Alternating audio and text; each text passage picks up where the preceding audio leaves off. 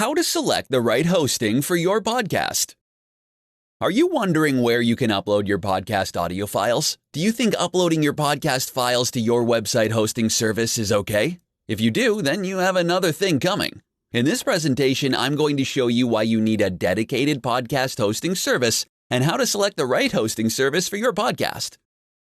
First off, why shouldn't you upload your podcast audio files to your web hosting provider? Well, the answer is because audio files can get quite large. Every time someone listens to your podcast, it consumes precious bandwidth. If you have a ton of people listening to your show all at the same time, it can cause problems with your web host. So, the right course of action is to use a dedicated podcasting hosting service.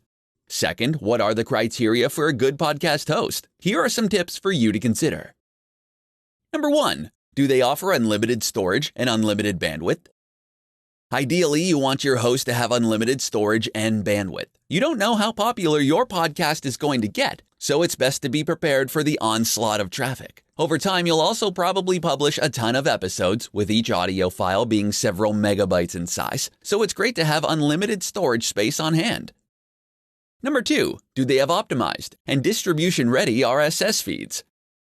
Most podcast hosts are podcast-friendly, meaning they have built-in RSS feeds for easy syndication by podcast directories.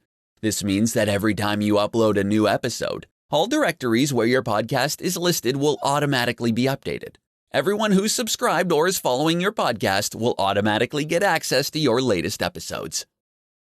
Number 3, will they help you submit your podcast to top podcast directories? A good podcast host will make it easy for you to submit your shows to the top podcast directories. People frequently go on platforms like iTunes, Spotify, SoundCloud, etc. to look for new podcasts to listen to. Number 4, your own podcast site. You may have your own blog, but having your own podcast site is awesome as it helps build your authority.